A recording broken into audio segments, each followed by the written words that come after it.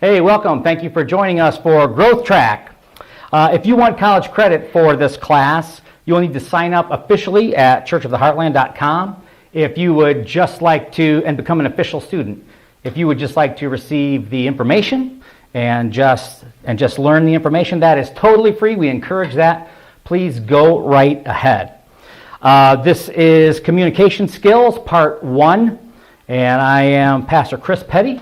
Let's just open up with a quick word of prayer. Heavenly Father, we thank you for the students that are here tonight and those that are attending online. We just ask that you would move and that you would open ears to hear, and that you would give us your word, your thoughts, and revelation as to how we can become and why we should become better communicators. Lord, we ask this in Jesus' name.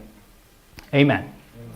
Amen. All right. Well, it's good to be here. Growth Track is great. Some of you probably don't know that Lakeside, my church, is doing Growth Track now, so we've got quite a few students. We're a little behind you. We usually record them and watch them later, and I just will say hi to the folks at Lakeside, and I can just feel them through the camera judging me. I just feel it. But nevertheless, let's begin. So, I don't know if anybody knows what this thing is. Now, some of you probably do, and that would be great because I don't know the name of it. Anybody know what this thing is? It's not something from Star Wars, Pastor Heath. It's something very different. So I had a problem years ago. I was trying to do auto mechanic things to my daughter's BMW. It's not a new BMW. It's an old BMW. And I was trying to fix the windshield wipers. And I had to get the windshield wiper to pop off of the little, I don't know what you call spindle or axle or something, the round part that it rotates on. And I just couldn't get it. I couldn't muscle it. Insert your own jokes there. And then I thought about maybe prying it with a crowbar, but the way it was situated, it was out over the windshield. And there was no prying that was going to be done without cracking the windshield. So somebody told me about this thing. And I still, again, I don't know the name of this thing, but they told me that it exists. And so you clamp underneath the thing that you need to remove, and then you crank this thing down, and so there's like the spindle that the windshield wiper rotates on, and that's the only meat that's really there to play with. So you crank down on that, and it applies pressure, and whatever it is, and it can be used for a number of different things. And that thing just pops off, and you're using the one stable thing that's present there, that center piece. And I came across this the other day, and I wasn't planning on talking about this during class today, but I came across this, when I was looking for something else that I had lost, and I thought to myself, that is such a cool tool. I mean, I tried for, I don't know, it was probably a few days before I found this. And this wasn't cheap. I mean, it wasn't wildly expensive, but this was an investment. And you think, I'm going to use this maybe one time on a windshield wiper, and you know what? I think that's actually all that I've used it on. But I'm ready. I'm ready for next time. But I just saw it the other day, and when I was thinking about what's a good example of something cool that I could use, I know that windshield wiper removey tool. That's what I'll show. And so I want to compare that to what we're going to talk about here this evening. This is communication skills. It's much like this tool. It's an investment that we're making. We're certainly making a time investment. For many of us that are official students, there may be a financial investment there. But once you've learned it, once you've made this investment, this will be of tremendous value. I don't think that is overstating it. Once you learn some tools, and we're going to give you some tools for public speaking, you will find those tools to be invaluable tools as well. So let me ask you this question. If I said, my friend has glossophobia, anybody have an idea what glossophobia might be? Glossophobia. Yeah, the phobia part is easy to figure out, right? It is the fear. I'll say it this way. You've heard this before too. What is the number one fear that Americans have? Number one fear, right? Public speaking, right? So that's right. Glossophobia, if you want to impress your friends at a party. I don't know that it will impress them, but you could still throw it out and see what happens. Glossophobia is the fear of public speaking. Now, I looked this up because I thought, now surely that's an urban legend that public speaking outranks death in our fears. And I did not find anywhere where that was disproven. In fact, I just did a web search and I found like psychology websites. I think Psychology Today was one, and there's a few others that just started whatever article with the premise that this is real. Not only that it's real, but it's the number one fear. Again, outranking even death. So I didn't get into any real hard studies, but initially it looks like this may actually be the number one fear that people have. So it is believed that it affects about 75% of the population have the fear of public speaking. So I thought about this, and I don't know what kind of response we'll get, but nobody knows quite where we're going here yet, right? So, but let me just ask, is there anyone in the place that would say, you know what, I might be part of the 75%, and we're not going to put you on the spot or anything. I'm just curious. Anybody that would say, maybe not a phobia, that's a little strong, but anybody that would say, you know what, I'm not a fan. I don't. Okay, so we've got a few folks. Anyone else that would say, I'm a little uncomfortable. So, okay, great. That's good. So there's a good reason why we're here tonight. So I want to suggest to you that we have a problem when we have a fear of public speaking, and when we avoid public speaking, when we shy away from public speaking. That can be a problem for us. It can create a number of problems in our lives. And so tonight, I want to show you the value of public speaking. I won't ask you this question, but I suppose there are many outside this room, I'm sure, that would say, here's my plan, here's my approach to public speaking. I'm just going to avoid it as much as I can. Like, if I don't have to worry about it, if I don't have to concern myself with it, so every opportunity, I will just go somewhere else. I remember the first time I ever prayed in church. This was a great idea. I began attending this Bible study. I was in college, and I sat, I think, in the front row, and the guy said, "Hey, so-and-so, would you open up with prayer?" And bullet dodged, right?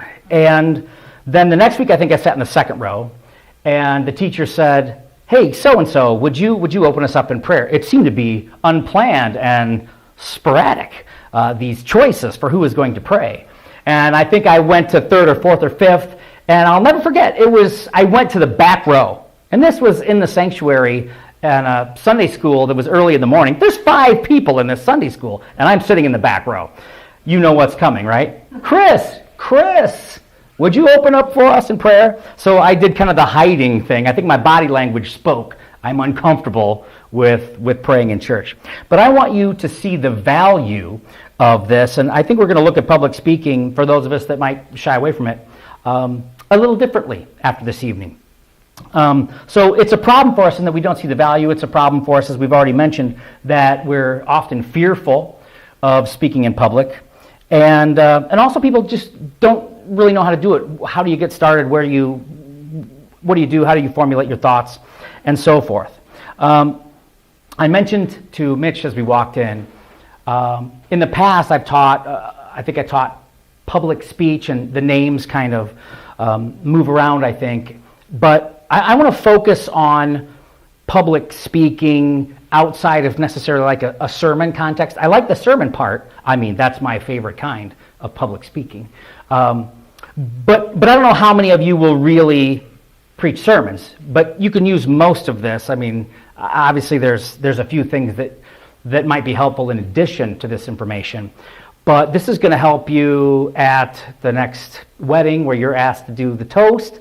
This is going to, in business, in work, wherever it might be, I want to give you some public speaking. So if you do have questions about how to preach a sermon and how do you formulate a sermon, there's some additional things that I would add to this. But you can ask me after class or maybe in the comments below. But I want to show you that there is a real value to this. So we'll show you that being a competent public speaker can help you in every endeavor that you attempt. So I've heard people say, don't oversell your message too much, because then, there's so much room to fall if you say, this is going to change your life. And I've also heard the opposite idea, just come in easy, and then if they're happily surprised that they actually got something out of what you said, all the better. But I'm not afraid this evening to say that this can change every endeavor that you attempt for the rest of your life. It's kind of a big deal. So how we overcome things like the fear of public speaking, that's going to be beneficial, and that's going to translate to other areas of our lives. So I want to give you some tools to help you to become a better communicator. According to University of Toronto professor, a clinical psychologist, and best-selling author, Jordan Peterson, and this is a great quote, "There isn't anything that you could possibly do that makes you more competent in everything you do than to learn how to communicate." Overstate things much there, Dr. Peterson? I want to say that again.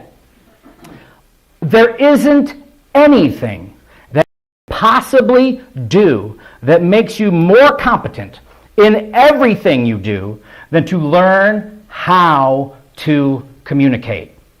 So I just mentioned, we're not necessarily going to go into sermon prep here, but we don't want to give you an excuse if you think, I don't need to worry about this because I don't plan on preaching sermons.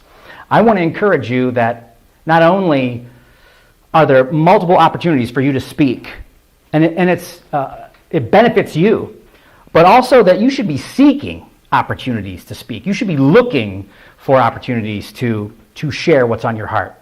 Dr. Peterson goes on to say, after what I think is a very powerful quote, he goes on to say, with this idea of there's nothing that you could do to make you more competent in everything you do than to learn how to communicate. He says a carpenter, for example, would be 10 times better. Think about the relationship with the clients and the folks that he or she does business with. Think about his or her ability to communicate is going to make him more valuable. For example, when he says it's going to be done next month, when he realistically says it's going to be done in 4 months, how helpful would that be, right? I mean, if he was just good at communicating. That was a joke for those of you that didn't recognize that. A nurse would be 10 times better at being a nurse. A chef would be 10 times better. An engineer would be 10 times better at being an engineer. A laborer, 10 times better. You could even say, I don't think it's going too far to say 10 times more valuable. And for the ladies that are watching or in the room, a husband, I wish there was a drum roll right now. A husband could be 10 times, I got a boo, but not a drum roll. A husband could be 10 times better if he improved his communication, right? Forbes magazine, this was a great quote from Forbes magazine, said, becoming a great communicator is no longer a skill that's just nice to have. It's essential for success in any field. Essential for success in any field.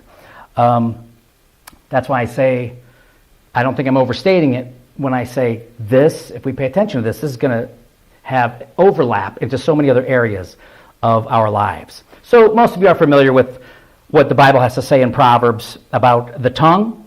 I tried to mix it up at the beginning and find some that we are not that familiar with, but I ended up just going with some of the ones that we're sort of used to hearing. But Proverbs 15:4 says, "The soothing tongue is a tree of life, but a perverse tongue crushes the spirit." So you understand, you've heard much on this, I'm sure, that there's power in the words that we speak. And many of you could probably recite this, but I'm going to go ahead and share Proverbs 18:21 anyway. "The tongue has the power of life and death, and those who love it will eat its fruit." Those who love it. What does that mean? How do you translate that? I think one way that you could translate that is those that pay attention to it. those that recognize the power of it, those that harness the power and the capabilities of the tongue and speech and words will enjoy its fruit. In other words, they will benefit from it, right? The tongue has the power of life and death, and those who love it will eat its fruit. And that, of course, can go negatively as well if we don't say and speak the right things into our own lives and the lives of others. Miles Monroe said this: there is nothing on earth more powerful than an idea. Ideas are more powerful than death, because you cannot kill an idea. He had a dramatic pause like that too, so I inserted my own dramatic pause in there. Nothing's more powerful than an idea. Ideas are more powerful than death. And when he paused, I thought, what's next? How can you I mean, this really deserves some explanation. What are you going to, I mean, I get you generally, but how, bring it home for me, Miles. And then he says, because you can't kill an idea. And he did it. I'm convinced. If you have an opportunity to pour into the lives of others, your ideas, your thoughts, your passions, if you have the opportunity to speak and share your heart, and is it too dramatic to say and maybe change those in the room that you're in, or maybe change those that are your audience, why would you not take that opportunity to say something that is on your heart?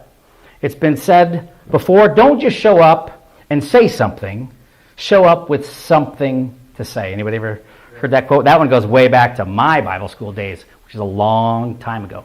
Don't just show up and say something, show up with something to say. So this is really important. I don't know if I need this, but I want to hopefully just put you at rest, just put you at ease. I'm going to give you a lot of information. I'm going to share a lot of things that have helped me and that are helping me. I certainly haven't mastered all of the things that I'm sharing with you. I'm continuing to work on my public speaking as well. So I want to give you a lot of information, and I want to be thorough. I hope that you keep these notes. I hope that they come in handy. But I don't want you to think, these are all the things that I have to do the next time I give a speech, or the next time I'm asked to say something, the eulogy at a family member's wedding. I got to remember these 200, 300 things that Chris Petty said. So I want to just encourage you to just relax. I think that is a recipe for failure. If we think the next time I have an opportunity to speak, I got to remember all this stuff. I'm going to throw a lot at you, hoping that something sticks. That's not the best way to say that. I want to throw you a lot of information that you can go back and you can look at this, and you can evaluate your own public speaking, and you can probably very easily identify after a speech or two, what are my strengths, what are my weaknesses, and certainly there are things that you won't recognize. We'll get into that as well. But don't feel like this is everything I need to know, because I'm going to give you a lot, okay? Is that weird that I want to just take that pressure off right now? All right, the other thing that I want to just share with you before I get into this further is that there's no perfect speech. So you're not going to deliver it. I'm not going to deliver it. In some of my preparation for this message, I stumbled across a podcast of a vocal coach. I thought, well, that's interesting. I've never listened to a vocal coach before. And so I thought, well, I've got a little time, and I clicked play, and I began to listen. And what's the first thing that you do when listening to a vocal coach? Listen to the sound of their voice, right? Well, he doesn't sound that amazing. I don't know. Is he that great? I mean, he's a vocal coach. Does he have the voice of an angel? I don't know. Does he have some things to say? For sure. So there's no perfect speech. Relax. Don't put that kind of pressure on yourself. The idea is not to deliver a perfect speech. Really, the goal is just to survive. Thank you for laughing at that. Thank you for laughing. Isn't that kind of how we feel, though, sometimes? I just want to make it through unscathed.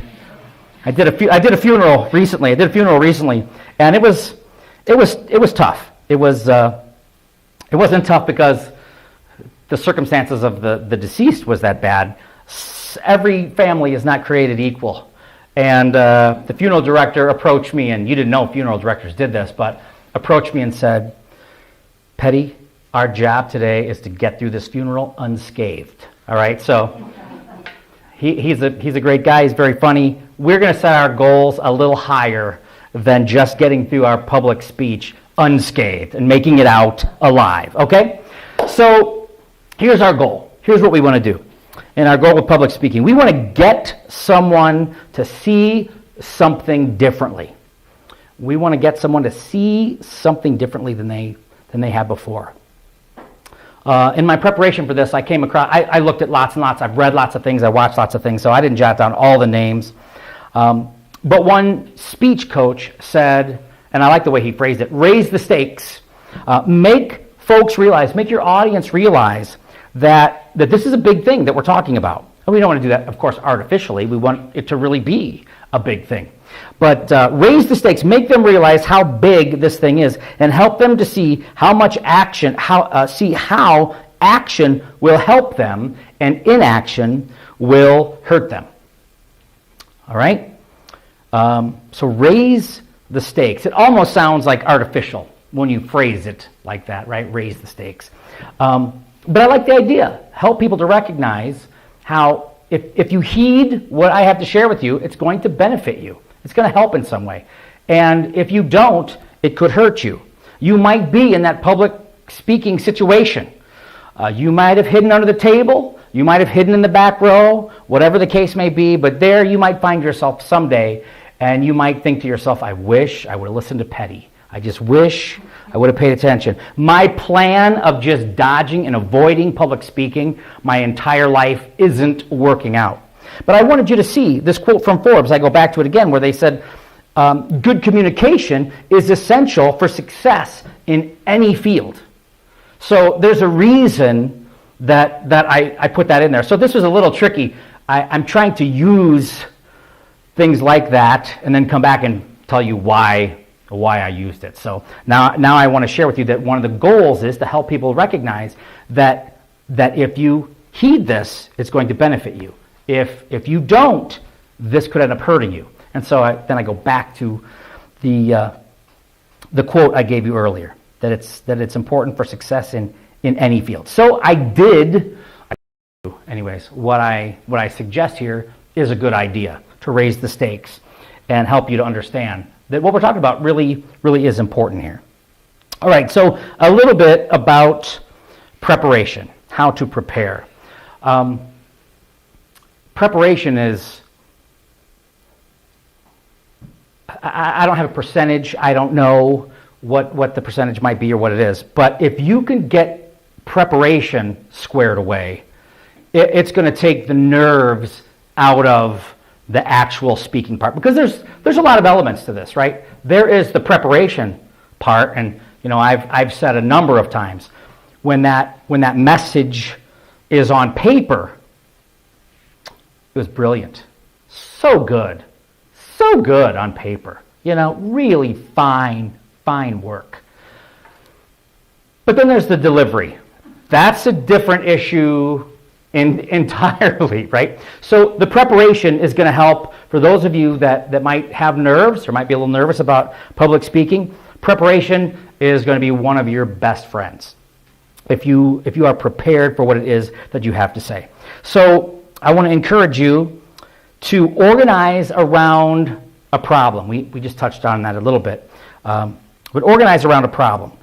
So what's our problem tonight? Our problem is public speaking can help you in multiple areas in your life, across different areas of your life. This is going to benefit you. And I don't think it's overstating it to say, if I didn't make myself clear, let's do that now. It can hurt you if you don't have this skill. That can hold you back. If it's between you and the other person at work and the promotion, but they're a little better when it comes to public speaking, all things being equal, you just lost that promotion because of that. So am I centering this talk around a big problem, that it's the number one fear that Americans have, that it outranks death, that it's a valuable skill? both the church world and the secular world alike recognize that this is a powerful and important skill to have. If it sounds like I'm trying to I don't know that I'm overstating it, but I want the message to come across. This is kind of a big deal. So organize your speech, your talk, sermon, whatever it is, around a problem and a big problem. I mean, I'm tackling the number one problem in America. This is the number one fear. Well, not the number one problem. Not the number one problem. But the number one fear in America, people. I'm your guy. That might be overstating it. That might have been too far. So I try to do that in the introduction and let you know why this is important. All right. So be organized and concise. I don't want to take time now. Maybe if we have some time later, I'll get into how I actually organize my thoughts. And it doesn't. I'm not sure that matters. I think that depends on the individual. If you need thoughts on that, I'm happy to share those with you. So be organized and concise. I have gotten into the most trouble. Some of you have witnessed it. I've gotten into the most trouble when I stray from the notes, right? That's where the problems begin. When I first began in ministry, the pastor that I worked for, he used to like to, he mocked me a little bit because I had notes. And hey, man, I don't need notes. And we can talk about notes too if you want later. But man, I don't need notes. But I found that after preaching week after week after week after week, without using anything, every message began to sound very much like the one last week. And so while, I was young, that was a long time ago. I was young when I started, and I was so full. I just had come out of Bible school. I could have went on probably for hours without notes, but for me, I recognized I needed the notes to kind of keep me on track. And I think it's wonderful if you can come before an audience week after week after week and never need notes. You got a bigger brain than I do. But the notes for me help me to be concise. They help me to stay organized. And when I'm jotting those notes down, I know if I'm writing the same thing that I said last week or even last month. So that really helps me. So if you're interested, see me after and let me know if we need to know more about being organized and concise. I know in high school we did those little cards. I've never seen that in real life. You know the little cards? Does anybody use those little cards? I saw somebody do it once a few years ago. They did great. But I don't know. I don't know about the cards. I'd much rather use an iPad that freezes up on me right before my message, right? That's way better. Looking at those little cards a lot differently now. All right, so I would encourage you to have an introduction, a body of the primary part of the talk, or the message, or the sermon, or whatever it is. And then you know what comes next. Conclusion. Someone said, and this is one, this was a good quote, but I'm not sure how I feel about this. Somebody said that you need 3 or 4 times. This is not, don't pin this on me if you don't like this, because I'm still wrestling with this myself. 3 or 4 times more material than what you need. Come prepared, know the subject. I have a pastor friend that reminds me from time to time, it's not what you put in the sermon, it's what you take out. Have a lot of information, be ready, be full, but know when to cut things out and know what are the most important things. But if you're speaking from the depth of your knowledge, I certainly think that comes across more authoritatively and more convincingly and more powerfully. All right, I want to share with you on the power of words and speech. There was a story I read some time ago about a taxi cab driver. I'm going to share with you his story. I believe his name was Bill. He says, because I drive at night, I'm kind of like a moving confessional. The folks that come into the cab, they tell me their stories, and sometimes I'm inspired, sometimes I'm amazed, oftentimes I'm laughing, and of course there's times where I'm crying. But Bill goes on to say that there was a time, there was a particular passenger that he picked up one August that he will never forget. And he responded to a call to go to this small apartment unit in a quiet part of town, and he assumed that, it's partiers needing a ride somewhere, or maybe it's late at night, and so maybe it's a spouse that, they've had an argument and somebody wants to blow off some steam and get out of the house for a while, or maybe it's a worker that's headed off for the early shift on the other side of town. And so he arrives at the building at 2:30 a.m. He looks at the building, and it's late. So it's dark, but there's this light on in a window on the ground floor. And so, it's late, so he's kind of not sure what he should do. He said a lot of drivers would just kind of honk the horn twice, and if nothing happened right away, they would just take off. But he said, being that he has been the driver for many impoverished folks that sometimes needed help to get into the cab, he thought, well, I better go and see and make sure that somebody doesn't need help to come out to the cab. And so he goes and knocks on the door, and he hears what seems to be the voice of an elderly woman on the inside. And after a long pause, she opens the door. And she's an 80-year-old woman. She's wearing a print dress, a pillbox hat with a little veil. She looked like somebody that was stepped out of a movie from the 1940s or something. And so she asked if Bill could take her bag and take it out to the taxi, and he obliged her, and he kind of helped this 80-year-old lady out, gave her his arm as they made their way to the cab, and she said, "Oh, thank you so much for helping. Thank you so much for helping me." And Bill said, "Oh, it's fine. I would treat you like I would want somebody to treat my mom." And she said, "Oh, you're such a good boy, right? You're such a good boy, Bill." And so they get in the cab, and she gives him the directions of the address of where she needs to be. And she asks him, "Could you just drive through downtown? Could you just drive around a little bit?" And he said, "Well, that's not the shortest way to the address where you're going." She said, "No, I understand that. I appreciate that, but I don't mind." She said, "I'm in no hurry. I'm on my way to a hospice." Bill says he looked in the rearview mirror. He stared back at this elderly woman with eyes glistening, and she says, "I don't have any family left, and the doctors tell me I don't have much time." And Bill quietly reaches over and shuts off the meter. So for 2 hours, they drove around, and she was kind of showing him the sights and going through some memories that she had. And she first went through the neighborhood where her and her husband were newlyweds. They spent some great years there. She had him pull up in front of an old warehouse that used to be a ballroom where she had danced as a little girl. Then sometimes she would go through a neighborhood and she'd ask him to slow down. And she would just sit silently and not say a word as she stared out into the darkness through the window in the back seat. And finally, as the sun began to rise, she said, "You know what, I'm getting tired. Why don't you go ahead and let's go ahead and go to the destination." So they arrive, and there were some folks there that seemed to have been expecting her, and they came out hurriedly and greeted them and began to gather her things, and it was clear to him that this is a big moment for her. They've driven around for several hours, and he helps her out, and she says, as she reaches into her purse, she says, how much do I owe you?" And he says, "Nothing."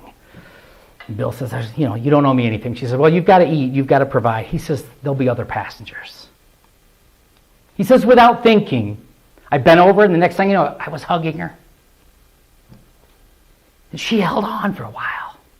80-year-old lady, but a tight grip. She held on for a while. She said, "You gave a little joy to this old lady." Bill says he turned around and said goodbye, and as they entered the building, and he heard the door close, he thought to himself, that's the door closing not only to a hospice, but to a life. He goes on to say that is one of the most important days of his entire life. Bill says, and I quote, "We're conditioned to think that our lives revolve around great moments. But great moments often catch us unaware, beautifully wrapped in what others may consider a small one." Here a woman is going off to what might be months or weeks or even days before her passing. And how does she want to spend it? In conversation? Connecting with someone? A stranger even? Telling her story? Allowing Bill to respond? That meant more to her at that stage in her life and at that point than anything else I imagine could have. The power of our words in connecting with people may well be an elderly woman's last wish. That speaks to the power of what we do and say and communicate and the words that we use and how we connect with other people. Amen. So I'll leave you with that, and we'll see you in just a moment.